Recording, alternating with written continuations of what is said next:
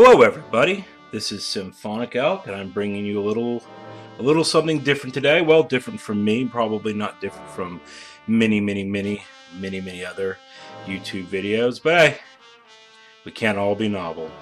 Anyway, so today it's the Batman Villain Extravaganza. As where I go through some of my favorite Batman villains and some of the key issues that I have. No worries, I do not have a Batman #1, so I won't be actually showing the first appearance of Joker, but I still have a pretty good book to show. Anyway, we're going to start out with Batman Vengeance of Bane. This is the first appearance of Bane, obviously. The star of the third Christopher Nolan Batman movie. The one where Tom Hardy sticks a bowl full of marbles in his mouth and proceeds to act his way through the movie. But for me, I was a child of the 80s and the 90s. This was the first Batman villain that really caught my eye as a kid.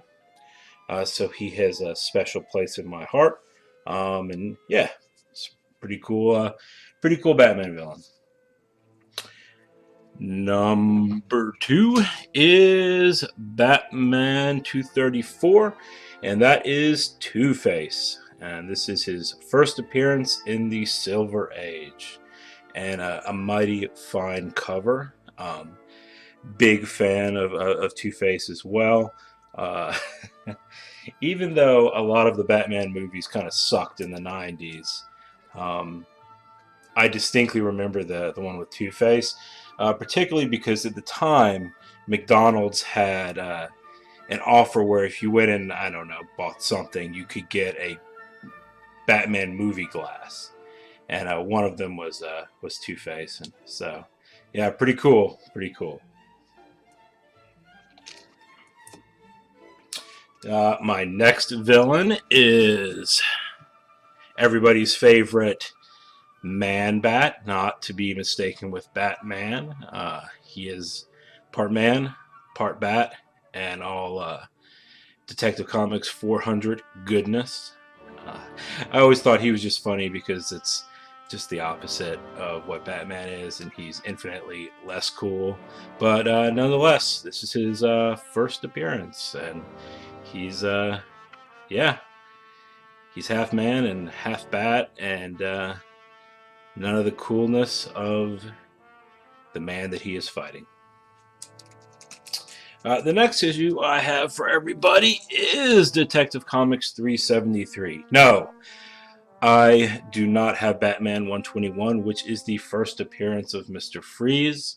However, I do have the second appearance of Mr. Freeze, and the first time they used his name, Mr. Freeze. I think this cover is pretty awesome. I'm on the search for Batman 121 at a price that I'm willing to pay, but so far I have not found the buried treasure.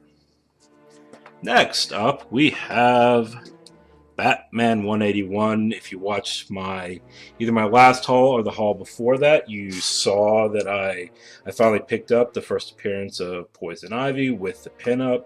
Super jazzed about that. One of the big reasons for this is that a lot of the first quote-unquote appearances that I have of Batman villains are in the Silver Age, just because, I mean, the Golden Age ones are impossible to find unless you want to mortgage your house, which I don't want to do. So I really dig the fact that this is a first appearance.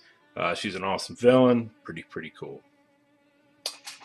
My next villain is Killer Croc. And I was going through the books that I have, and apparently I've labeled a bunch of different ones as the first full appearance of Killer Croc. So, oops. Anyway, so I have Batman 359. It is, according to my label, the first full cover appearance and origin of Killer Croc. It is also the first artwork by Dan Jurgens in comic books, so pretty cool. I have Batman 358. It, according to my label, is the first Killer Croc full appearance. Really cool cover. Pretty awesome. And I have Batman 357. The second cameo appearance of Killer Croc. and a first appearance of Jason Todd.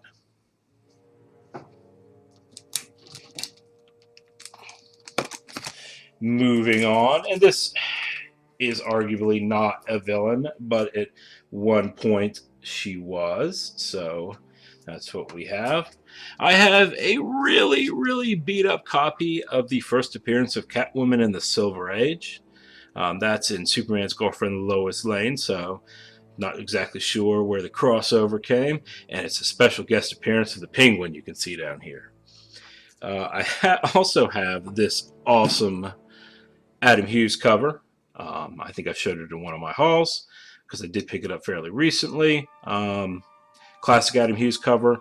Really like the numbers here. Those, I believe, are the lost numbers from the TV show. Next, I have a graded copy of Detective Comics 411. This is the first appearance of Talia Al Ghul, and it also is a League of Assassins appearance.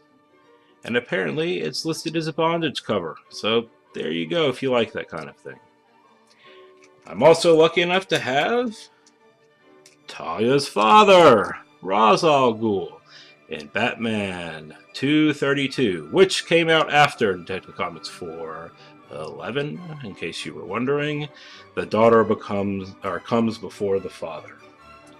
I'm getting back into one of those quasi-villains, anti-heroes, whatever you want to call. I've got the Batman Adventures, number 12, the first appearance of Harley Quinn. I really think that this is cool for a couple of reasons. Obviously, Harley Quinn is an awesome character, but the fact that she came from the TV show and then was so popular that she was brought into the DC continuity. Livewire is the same way from the Superman Adventures. Really think that that's an interesting way to be introduced to audiences.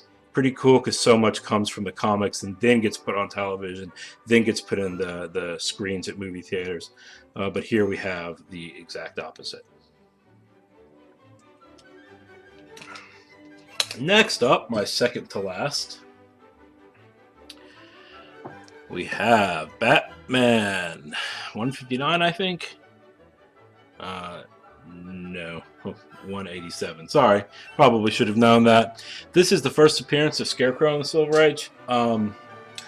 Scarecrow, excuse me, you can tell, man, that's a big chunk out of that. Not in good condition. Scarecrow is not necessarily one of Batman's best villains, but I do believe he is one of the coolest looking villains. He really just strikes fear in the heart of little kids. So there you go, and actually in the heart of Batman as well.